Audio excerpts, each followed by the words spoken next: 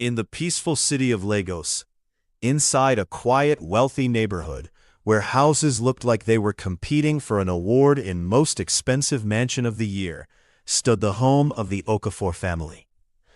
The house was not just big, it was embarrassingly rich. The gates alone looked like they could stop a small army. Inside the compound stood a magnificent mansion, with glass balconies, shining marble floors, golden chandeliers, and modern Nigerian luxury interior design that made visitors whisper prayers for their own future prosperity. And inside that mansion lived Zikora Okafor. Zikora was 25 years old, a young Nigerian woman whose beauty could make traffic slow down.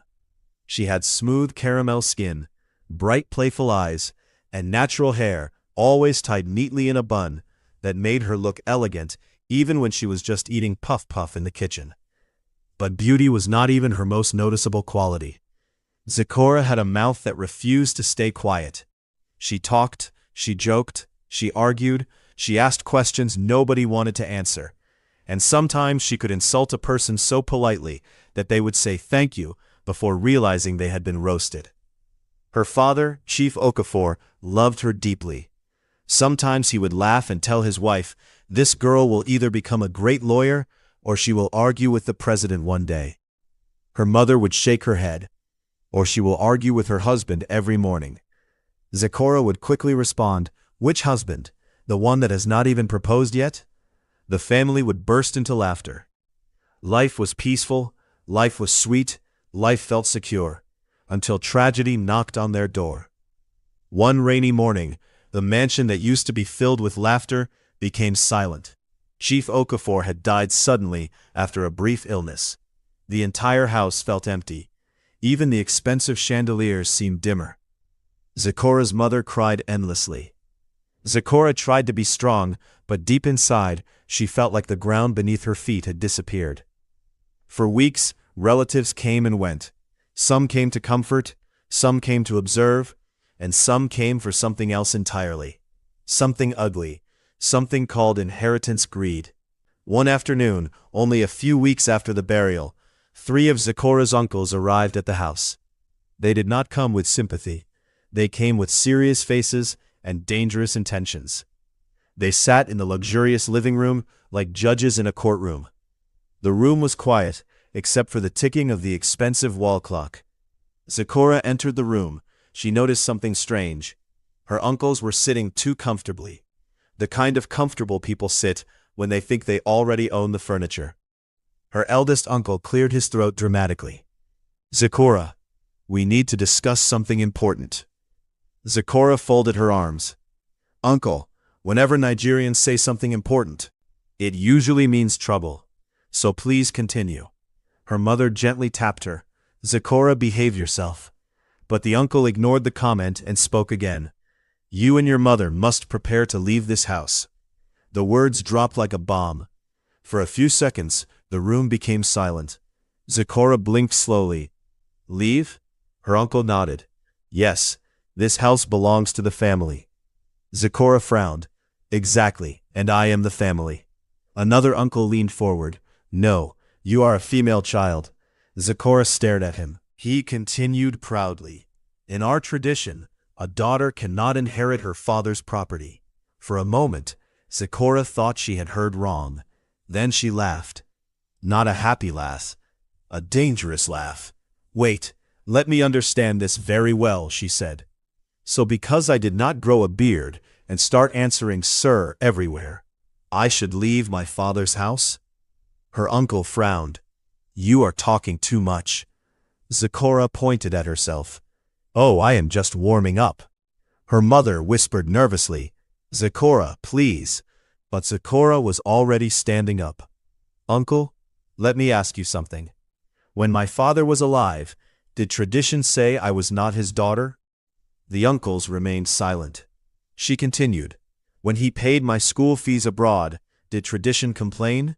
Silence again. "But now that he is gone, suddenly, tradition has woken up from sleep?" One uncle slammed his hand on the table. "You are insulting our culture." Zikora shrugged.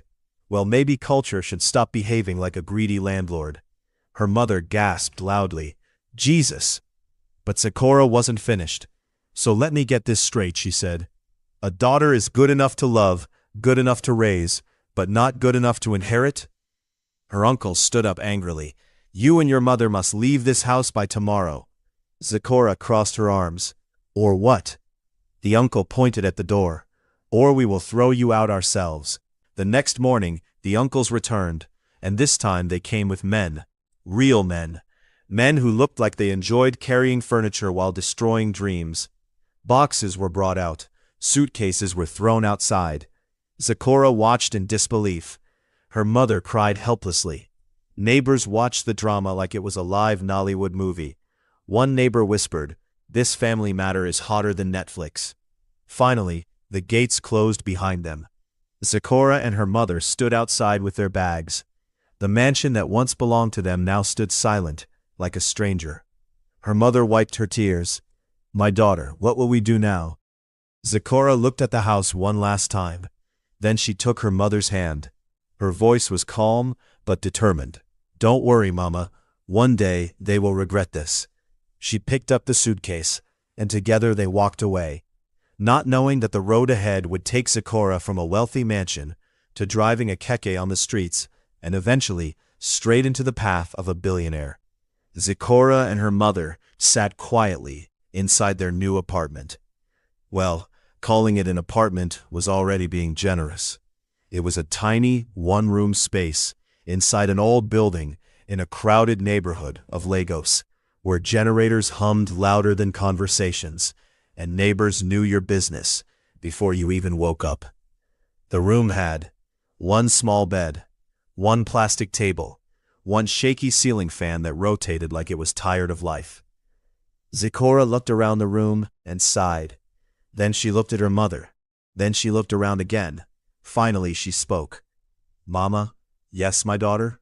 "Please tell me this is a temporary joke." Her mother sighed deeply. "My daughter, this is where we live now." Zecora slowly sat on the bed.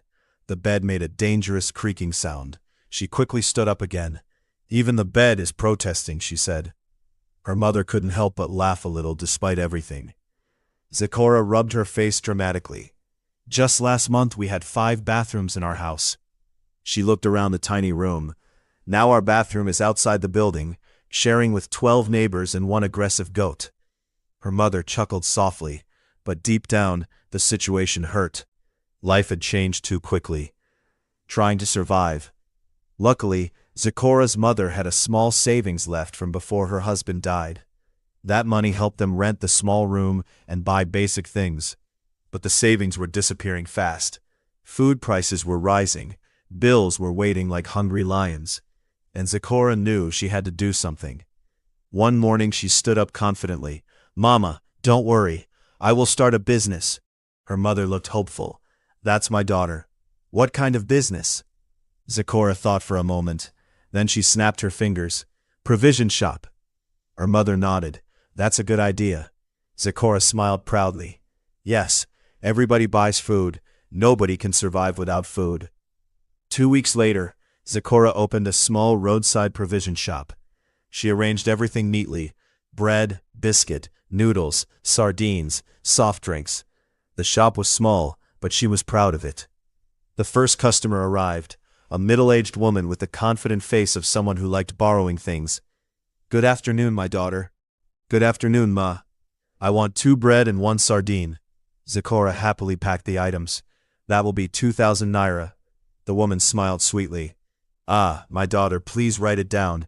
I will pay tomorrow." Zecora hesitated, but the woman looked trustworthy. "Okay, Ma," she wrote it down. The next customer came. "My sister, please give me noodles and egg." "Okay, how much?" 700 naira. The customer smiled. "Please write it down. I will pay later." Zecora blinked. Later? Yes, later apparently became a very popular payment method in the neighborhood.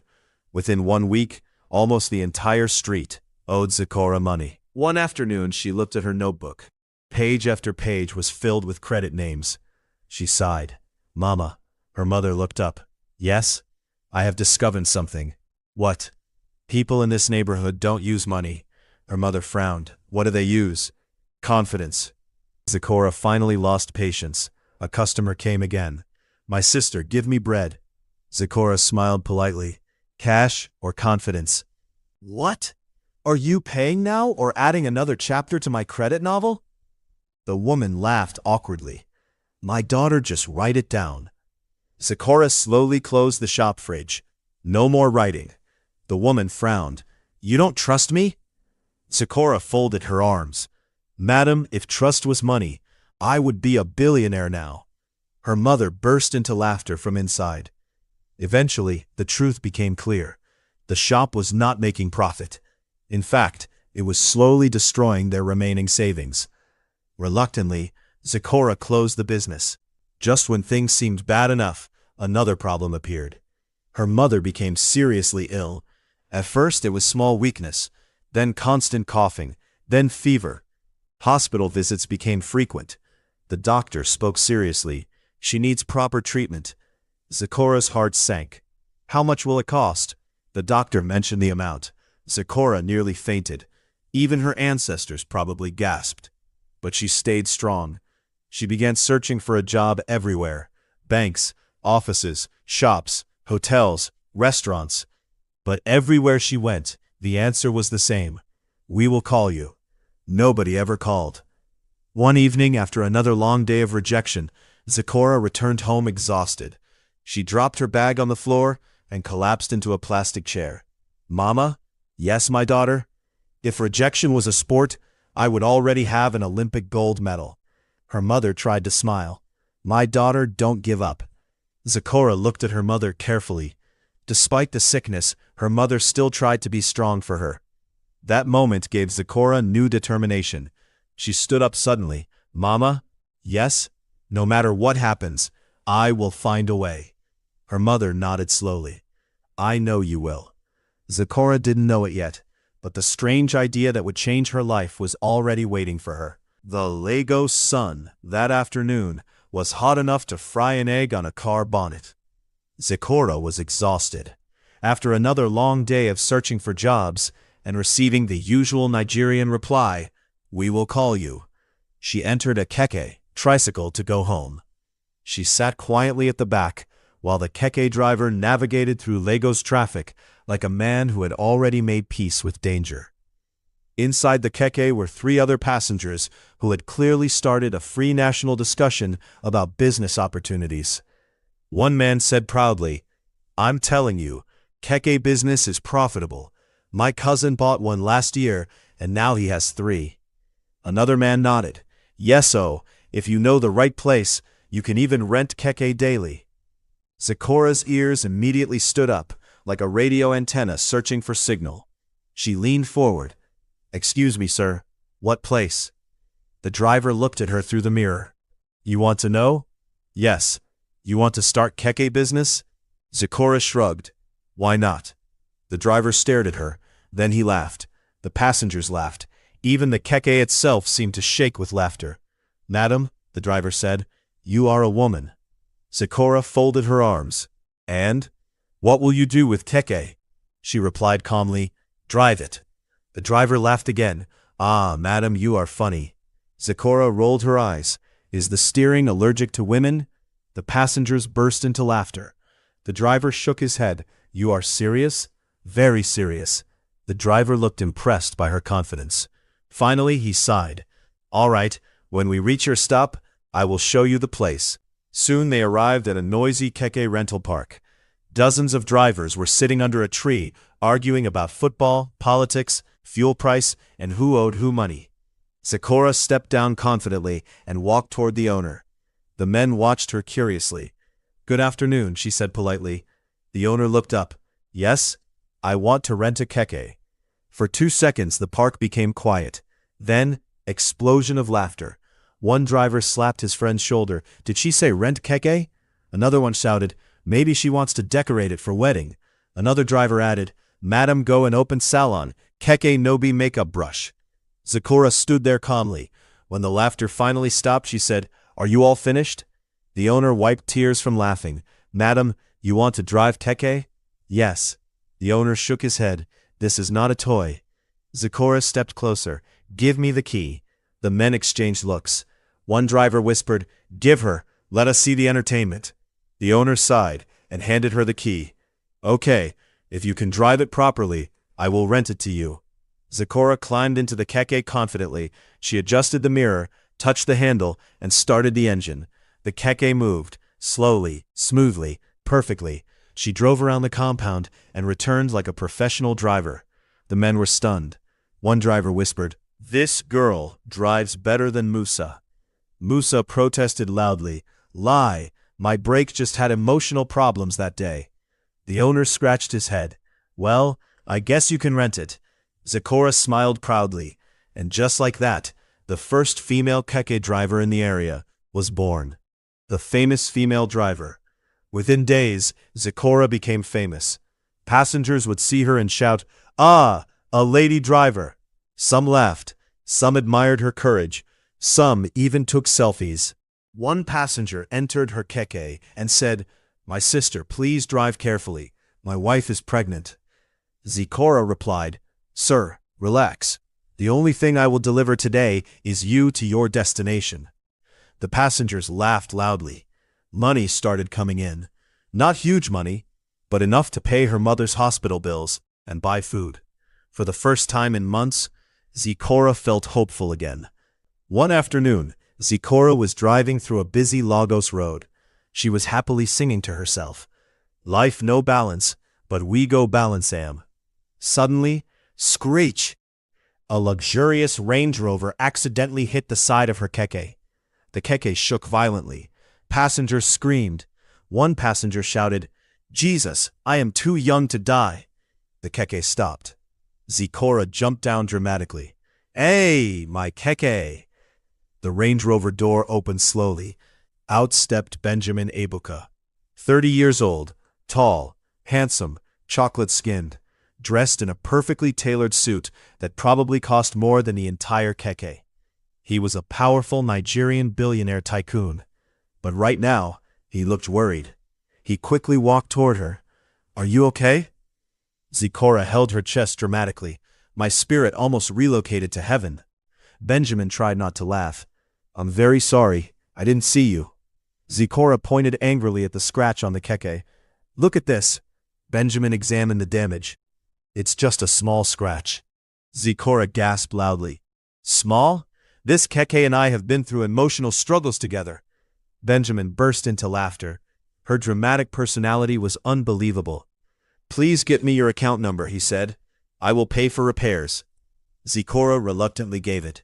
In her mind, she thought, maybe 30,000, maybe 50,000. Suddenly, her phone beeped. Alert. 1 million naira credit. Zecora froze. She stared at the screen, then screamed. 1 million naira? The passengers jumped in shock. "Oga, what did you press?" Benjamin smiled. "Use the money to repair the Keke and take care of yourself." Zecora shook her head. No, this is too much." Benjamin shrugged. "It's fine." Then he asked softly, "Can I have your number? I want to check if you're okay later." Zecora hesitated, then she gave it. Benjamin returned to his Range Rover. But before driving away, he looked at her again. Something about this dramatic Keke girl was unforgettable. As he drove off, Zecora stared at her phone again. 1 million naira, she whispered. Then she looked at her Keke. "Keke, today you hit jackpot." She hugged the Keke. Passengers burst into laughter. But neither Zecora nor Benjamin knew that this small accident was the beginning of a love story that would change both their lives forever. When Benjamin Ebuka finally drove away from the accident scene in his shining Range Rover, he expected his day to return to normal. After all, he was a billionaire. His schedule was packed with serious things: business meetings, investment calls, property deals worth hundreds of millions of naira. But something very strange happened. As he drove toward his company headquarters in Victoria Island, Lagos, his mind kept replaying the same scene. A dramatic girl shouting, "My spirit almost relocated to heaven." Benjamin suddenly laughed inside his car. His driver looked confused in the mirror. "Sir?" Benjamin cleared his throat. "Nothing." But a few minutes later he laughed again. The driver looked even more confused. Did my boss just laugh because of Lagos traffic, he wondered? Benjamin finally arrived at his office. The building itself was pure luxury. Tall glass walls, Italian marble floors, gold-trimmed furniture, modern Nigerian interior design that screamed, "Serious money lives here." His staff greeted him respectfully. "Good afternoon, sir." "Good afternoon, sir."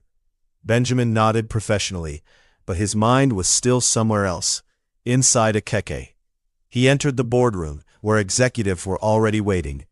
One of the managers began presenting financial reports. "Sir, regarding the expansion of the Abuja project," Benjamin suddenly interrupted. "Have you ever seen a woman driving Keke?" The room became silent. Everyone looked at each other. The manager blinked. "Sir, excuse me?" Benjamin quickly coughed. "Nothing, continue." But the meeting was already ruined. For the next 30 minutes Benjamin stared at the table, thinking about one thing: Zikora, her boldness, her humor, her dramatic complaints, and the way she hugged the Keke after receiving 1 million naira. Benjamin shook his head and smiled. This girl is unbelievable. That evening Benjamin returned to his luxurious mansion in Ikoyi. The house looked like something from a billionaire magazine. Massive glass walls, a floating staircase, huge chandeliers sparkling like diamonds, cream-colored furniture arranged perfectly in a modern Nigerian luxury design. Yet despite all the beauty, the mansion felt strangely quiet. Benjamin sat on the couch holding his phone. He stared at the number Zikora gave him. He hesitated. Then he finally dialed it. Meanwhile, in Zikora's apartment. Inside the small apartment, Zikora and her mother were eating dinner. Rice and stew. Her mother looked healthier already, thanks to the medical treatment. Suddenly Zikora's phone rang. She glanced at the number. Unknown. She picked it up. "Hello?" A familiar voice spoke. "Hello, Zikora." She froze. "Aga Range Rover?" Benjamin burst into laughter. "Yes, the same criminal driver." Her mother looked curious. "Who is that?" Zikora whispered. "The billionaire who almost turned me into road decoration." Benjamin laughed again. "I called to check if you are okay." Zikora leaned back dramatically. "Ah, I survived, but my Keke is still attending trauma therapy." Benjamin laughed so loudly he nearly dropped his phone.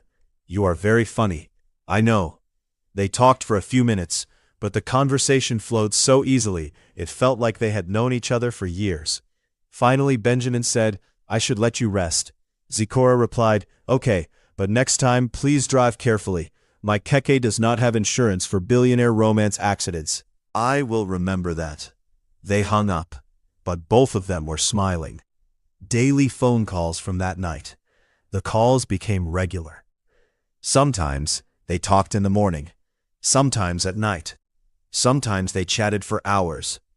One night Benjamin asked, "So how many passengers did you carry today?" Zikora sighed dramatically. "Too many." "What happened?" "One man entered my Keke and started giving relationship advice." Benjamin laughed. "What did he say?" "He said a woman must always obey her husband." Benjamin chuckled. "And what did you say?" "I told him I am still obeying traffic lights first, before obeying husband." Benjamin laughed loudly. Every conversation with her made him happy. And slowly, without realizing it, Benjamin began to look forward to her voice every day. One evening Benjamin finally said something unexpected. "Zikora, would you like to have dinner with me?" She nearly dropped her phone. "Dinner?" "Yes." "Like normal dinner?" Benjamin smiled. "Yes." She hesitated. "Wait, this is not a business meeting?" "No." "Or motivational seminar?" Benjamin laughed. "No, just dinner." Zikora sighed. "Well, since you already paid my Keke hospital bill, I guess I can come." Benjamin laughed. "I'll send you the address." 2 nights later, Zikora arrived at one of the most luxurious restaurants in Victoria Island. The place looked like a palace. Crystal lights, gold decorations, soft romantic music playing. Waiters moved around like professional dancers. Zikora stood at the entrance staring. She whispered to herself, "Even the chairs here look richer than me." Benjamin stood up when he saw her, and for a moment, he forgot how to breathe. Zikora looked stunning. Her simple, elegant dress highlighted her natural beauty. She walked toward him, Benjamin smiled warmly. You look beautiful. Zecora sat down and shrugged. Thank you, but please remember I am still a Keke driver. Benjamin laughed. They ordered food, but most of the evening was filled with laughter. Benjamin asked, So why exactly did you start driving Keke? Zecora told him everything. Her father's death, her greedy uncles, their poverty, her sick mother. Benjamin listened quietly. When she finished, he looked at her with admiration. You're very strong. Zecora shrugged. Life didn't give me a choice. For a moment, they just looked at each other. Something warm and gentle filled the air between them. Something new, something powerful. Romance was beginning to grow. Benjamin smiled softly. You know, that accident might be the luckiest accident of my life. Zecora laughed. Well, good, because my Keke deserves appreciation. They both laughed again. But deep inside, both of them knew something had started. Something beautiful. Something unexpected. A love story between a billionaire and the dramatic Keke girl who changed his world. She shook her head. Olga Benjamin, I still don't understand why rich people decorate food like artwork. Benjamin raised an eyebrow. What do you mean? She pointed at the plate. This small rice in the middle of the plate, is it shy? Benjamin burst into laughter. You are impossible. A few people at nearby tables turned to look at them because Benjamin rarely laughed this loudly in public. After the laughter faded, Benjamin suddenly became thoughtful. He looked at Zecora seriously. Zecora, I want to ask you something. She narrowed her eyes. That serious tone means trouble. Benjamin smiled.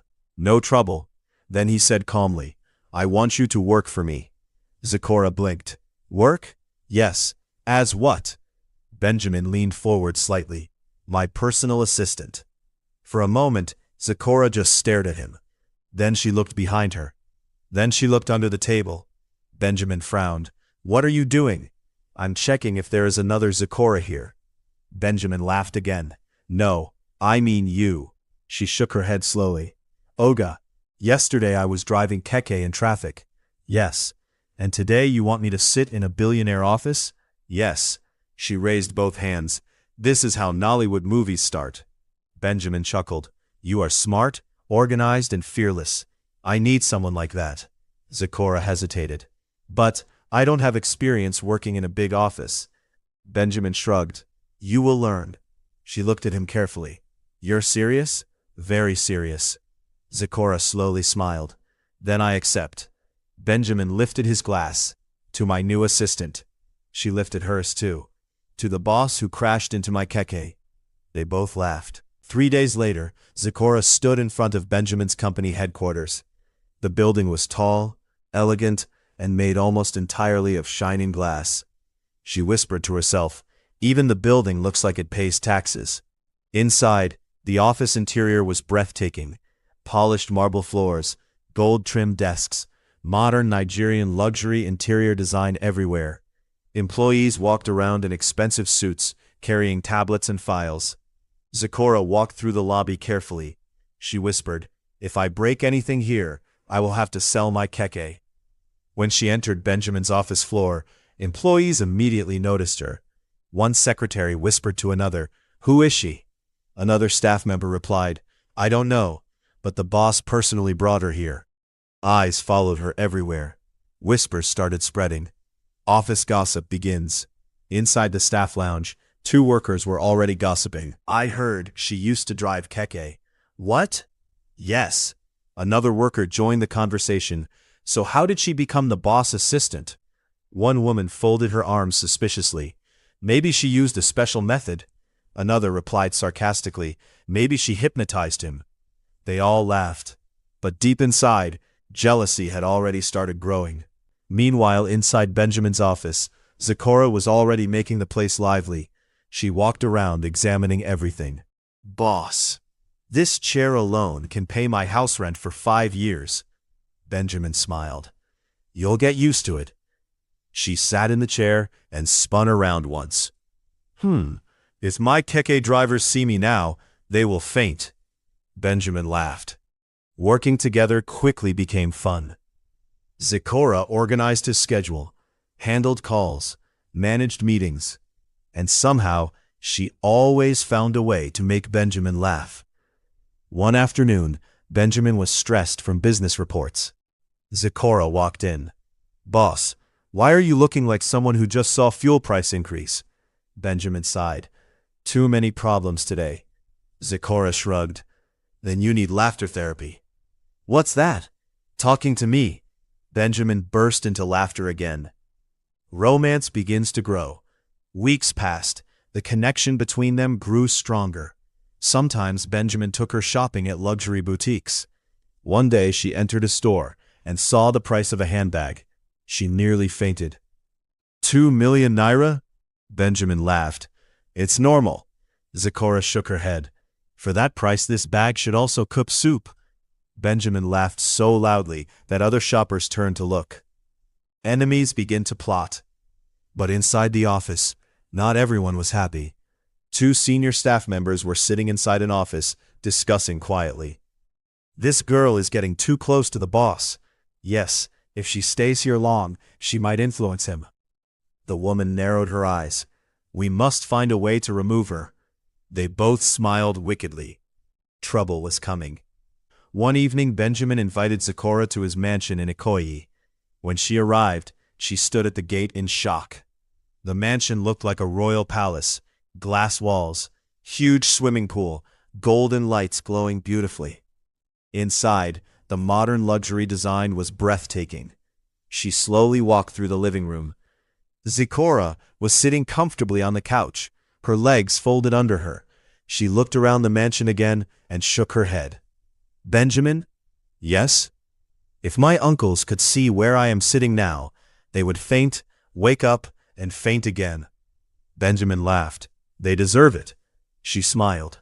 For a moment they sat quietly, but Benjamin's face slowly became serious. He was staring at her in a way that made Zecora slightly nervous. She raised an eyebrow. "Olga, why are you looking at me like someone who wants to announce election results?" Benjamin chuckled softly. "No, I just need to say something important." Zecora leaned forward dramatically. "Should I sit properly?" "Yes." "Should I hold my breath?" Benjamin laughed. "No." She sighed. "Okay, talk. My heart is ready." Benjamin took a deep breath. Then he looked directly into her eyes.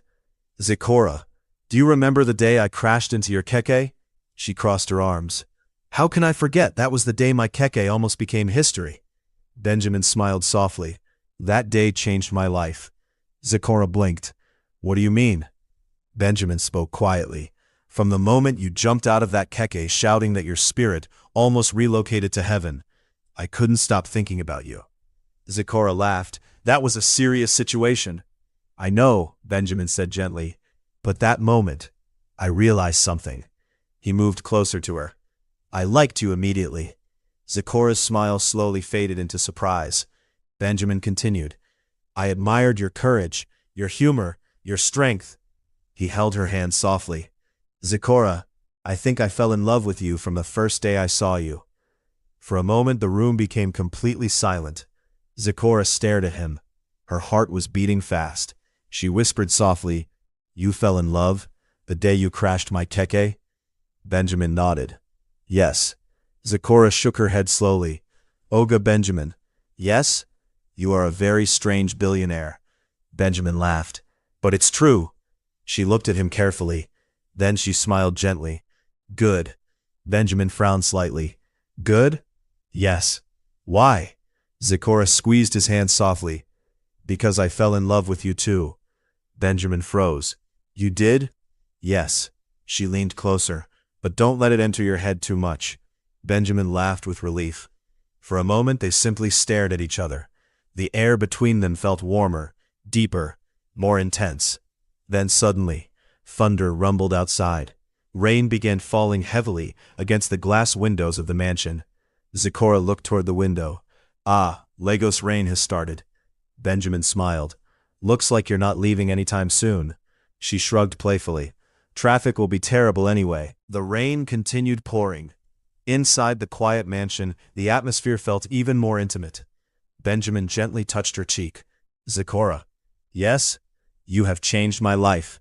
Her voice softened. And you changed mine too.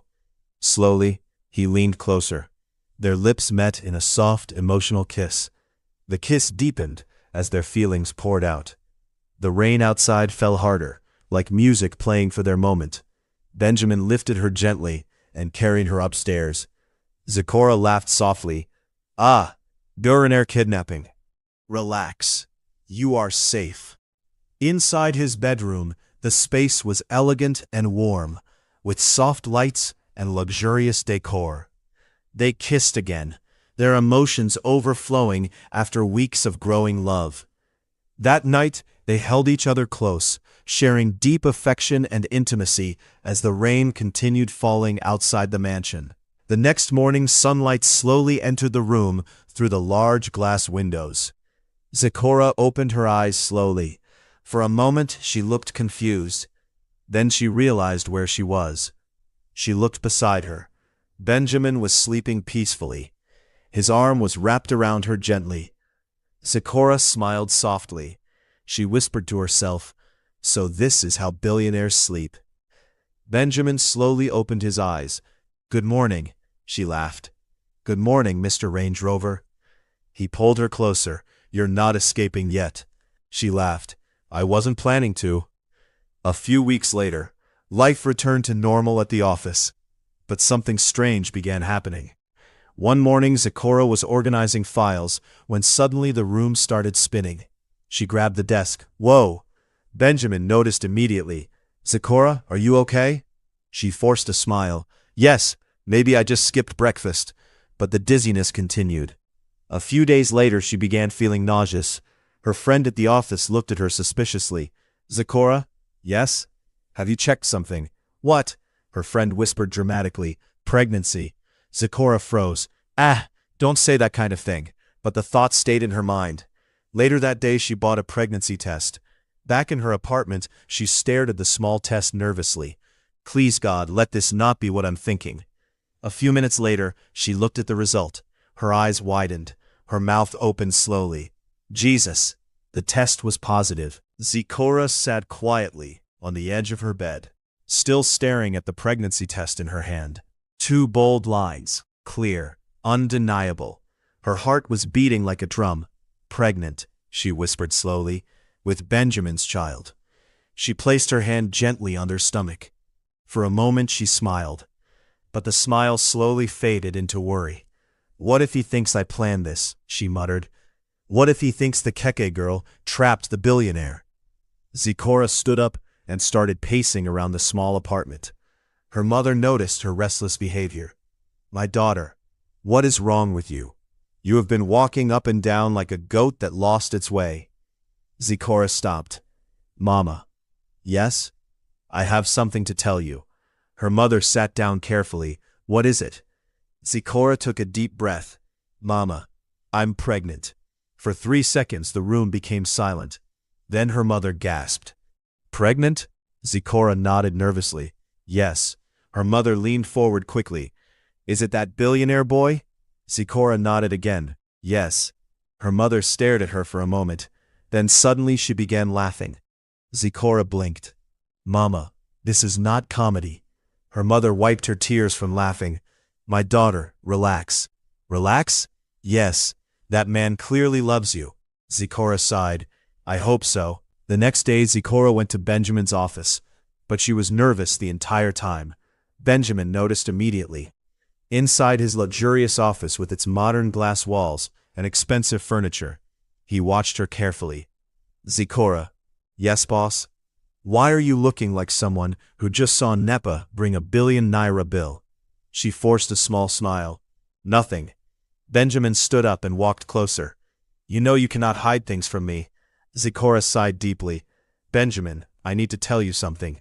His face became serious. "What is it?" She hesitated for a moment, then finally said it. "I'm pregnant." For a second Benjamin froze, completely frozen. Zipporah's heart dropped immediately. This is it, she thought.